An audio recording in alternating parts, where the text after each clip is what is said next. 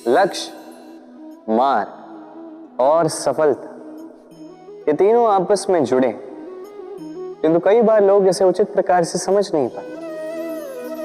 सोचते हैं कि जैसा लक्ष्य होगा वैसा मार्ग होगा, उसी के अनुसार। लक्ष्य कठिन तो मार्ग कठिन, लक्ष्य सरल तो मार्ग सरल। यदि आपको वास्तविक सत्य से अवगत कराऊं तो सब कुछ इसका उल्टा। लक्ष्य अपना मार्ग नहीं बनाता,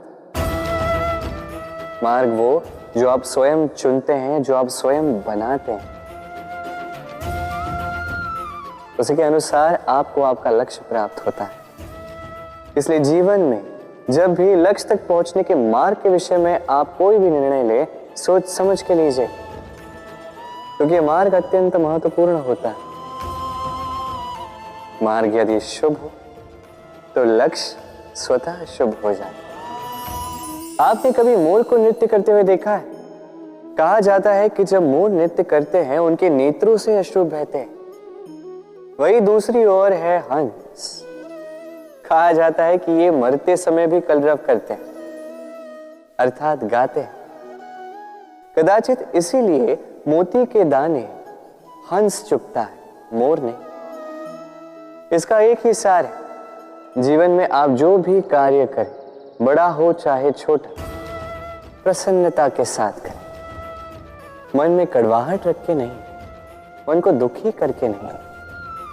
यदि इस संदर्भ में आपको कोई उदाहरण दूं तो किसी चित्रकार को देखिए।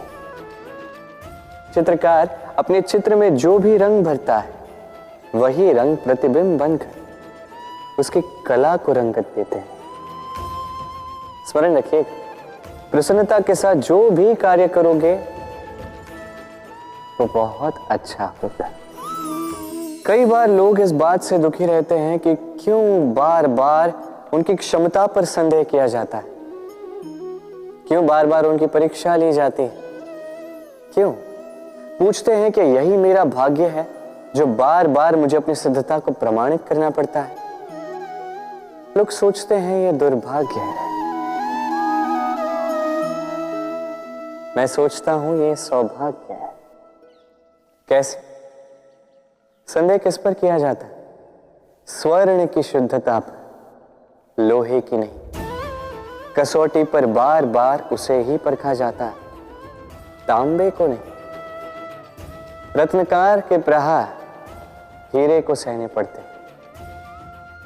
किसी कंकड़ को नहीं। इसलिए सोच इसे सकारात्मक बनाई।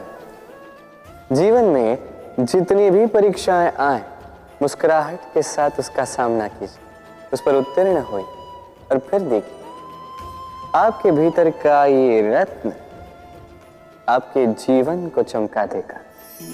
सब कहते हैं, मैंने भी कहा है कि व्यक्ति जिस संगत के साथ बैठता है वैसा ही उसका स्वभाव हो जाता है। ये सत्य है, किंतु ये अर्ध सत्य है। हाँ, वर्षा की बूंद जब सर के मुख में जाती है तब वो विष बनती है, वही जब सीप के भीतर जाती है तब वो मोती बनती है। किंतु व्यक्ति का स्वभाव यह अत्यंत महत्वपूर्ण होता है। किसी पुष्प को देख लीजिए, उस पुष्प से जुड़े उन कांटों को देख लीजिए। सहस्त्र वर्षों से ये कांटे पुष्प से जुड़े हुए हैं, किंतु आज भी चुभते ही हैं, पीड़ा देते ही हैं, सुगंध नहीं देते। क्यों? क्योंकि चुभना कांटों का स्वभाव है। ये समझ है।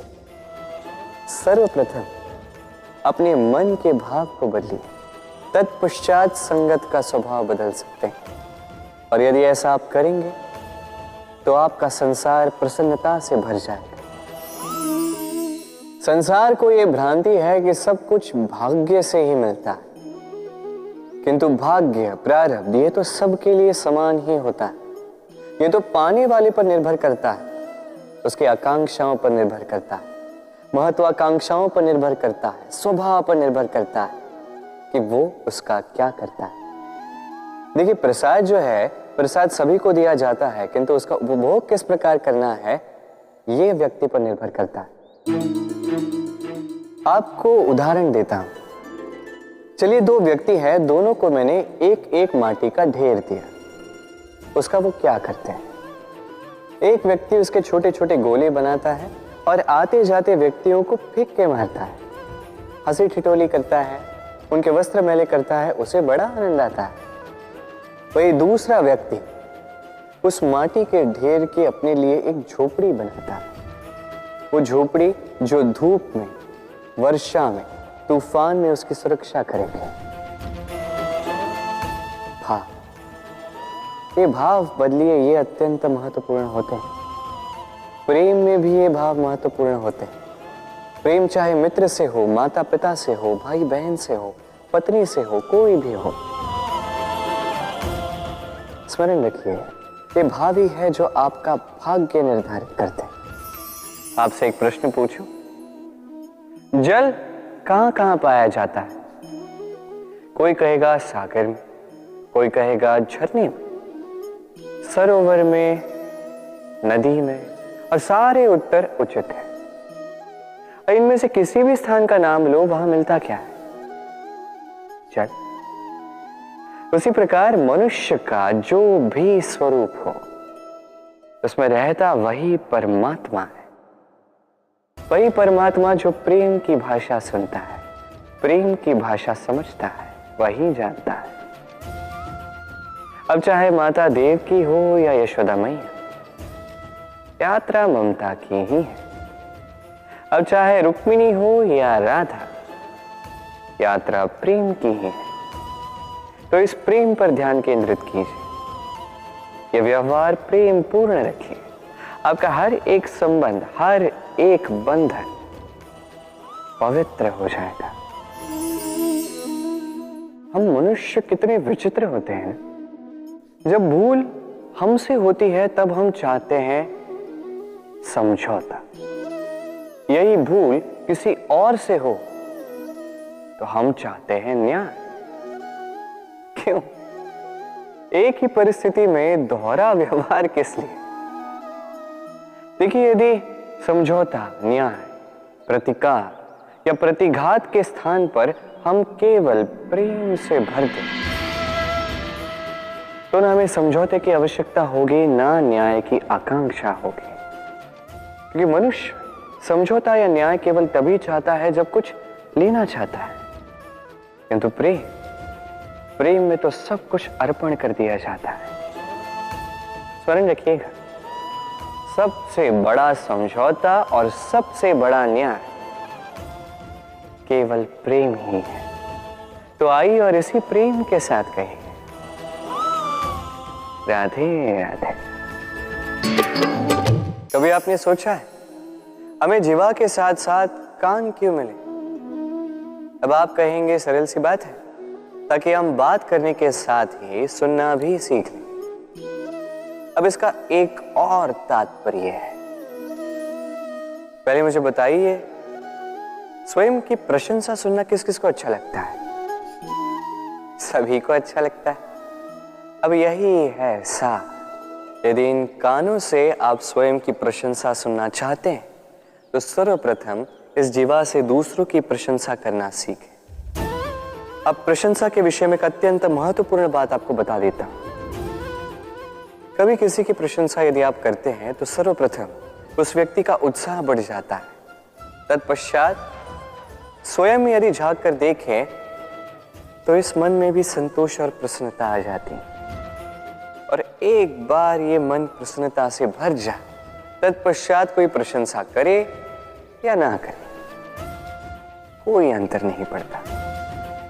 इसलिए सदैव दूसरों का मान करें, आदर करें, उनकी प्रशंसा करें, प्रसन्नता बांटें।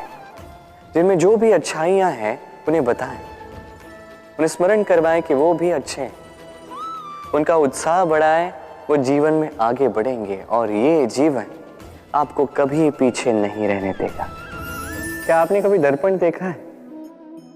क्या हम में से ऐसा कौन है जिसने दर्पण नहीं देखा? सभी ने दर्पण देखा है, दर्पण में स्वयं का प्रतिबिंब भी देखा है। किंतु किसने सोचा कि उस दर्पण के पीछे क्या है, उस प्रतिबिंब के पीछे क्या होगा? होता कुछ ऐसा है कि उस कांच के पीछे एक धातु की परत चढ़ाई जाती है जिस कारण से जब हम देखते हैं तो हमें अपना प्रतिबिंब दिखता है। अर्थात कांच को कुछ इस प्रकार कर दिया गया है कि प्रकाश जिस ओर से जाता है उसी ओर पुनः वापस लौट के आता है, तभी वो दर्पण कहलाता है। यही है जीवन का सत्य भी। यदि हम अपना पूरा ध्यान केवल लक्ष्य की ओर केंद्रित करते हैं, यहां वहां नहीं भटकते हैं, तो न केवल हम अपना लक्ष्य प्राप्त करने में सफल होते हैं, बल्कि हम दूसरों का मार्गदर्शन करने में भी सफल होते हैं। तो क्या आप बनना चाहेंगे ऐसा व्यक्तित्व? चयन आपका है। पाना और खोना दोनों जीवन के अभिन्न अंग हैं। हम कुछ पाते हैं, कुछ खोते भी हैं। कुछ स्वप्न साकार होते हैं, कुछ लक्ष्य अधूरे भी छूट जाते हैं। जीवन में ये होता ही है, हर एक के जीवन में होता है। किंतु जब भी हम किसी से मिलते हैं, हम कौन सी बातें करते हैं? हम उसी की बात करते हैं जो हमने खोया है। स्वयं भी दुखी होते हैं, सामने वाले के मन को भी दुखी कर जाते हैं। इससे कुछ विपरीत करने का प्रयास कीजिए, सकारात्मक बनने का प्रयास कीजिए। ध्यान उसी पर दीजिए, स्मरण केवल उसे ही कीजिए, महत्व उसी को दीजिए जो आपके पास है। जो आपके पास नहीं, उसकी आस में त्रास क्यों सहना? उसी की गिनती कीजिए जो आपके पास आज यहां वर्तमान में है। जैसे मैं कंस मामा की गिनती नहीं करता जिन्होंने मेरा बालपन झंझोड़ा। मैं गिनती करता हूं यशोदा मैया की, मेरे बलराम दाऊ की, मेरी राधे की, जिन्होंने मेरा जीवन संजोया। सोच, ये सोच सच बनकर सामने आती है, ये कठोर सत्य है। क्योंकि सोच ही वो बीज है जो सत्य रूपी पौधे को जन्म देता है, उसे विकसित करता है। अब सोचिए, यदि ये बीज ये अकड़े का हुआ तो ये छाया नहीं, ये केवल कांटे देगा। वही यदि ये बीज बरगद का होगा तो वो एक ऐसे वृक्ष में विकसित होगा जो अनेक वर्षों तक अनेक पीढ़ियों को छाया देगा, पंछियों को घर देगा। उसी प्रकार ये सोच, यदि ये सोच छोटी सोच हुई तो आपको शंकाएं ही देगी। यदि ये सोच बड़ी हुई तो आपको समाधान देगी। तो सोच समझकर अपनी ये सोच चुनिए। ये सोच आपको शंका भी दे सकती है, समाधान भी दे सकती है। क्या चुनेंगे आप, शंका या समाधान? छोटी सोच या बड़ी सोच? चयन आपका है। जीवन और मृत्यु दोनों जीवन के दो अटल सत्य हैं। जिसने जन्म लिया है उसे मृत्यु प्राप्त होनी है, यही नियति। अब एक बात है, मृत्यु सभी को आती है, जीवन जीना सबको नहीं है।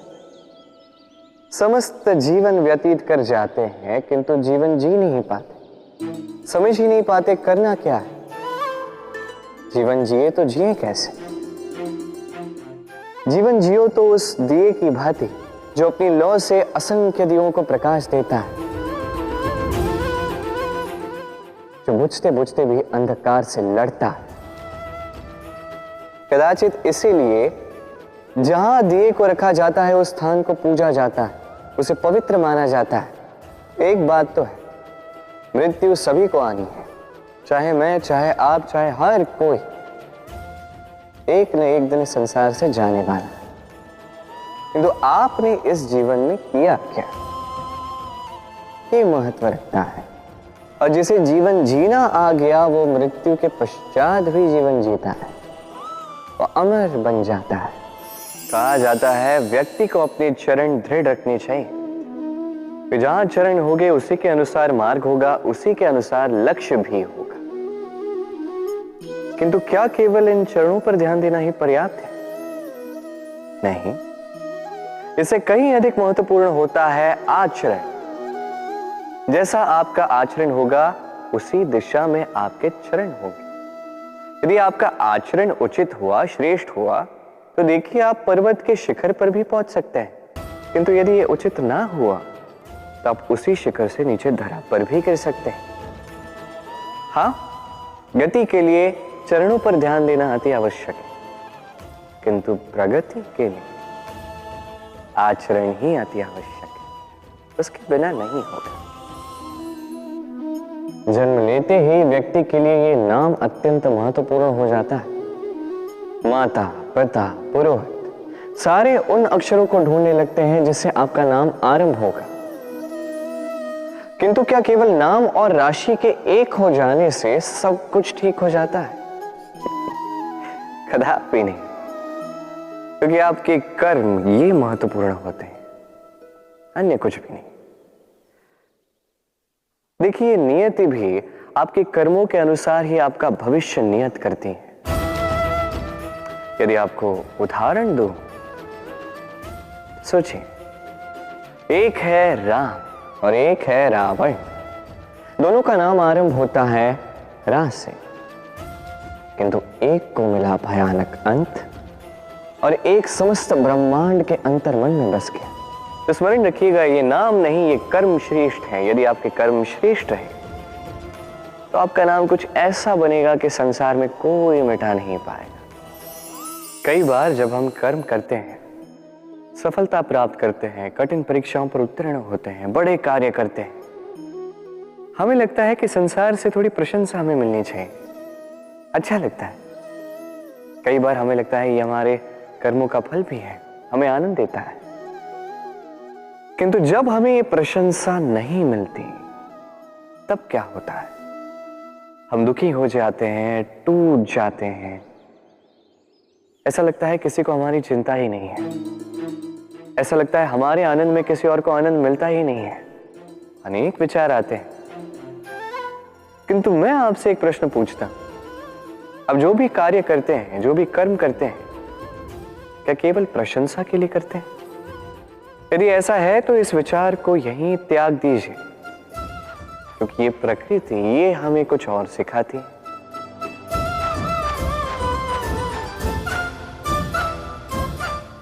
इस पुष्प को देख लीजिए,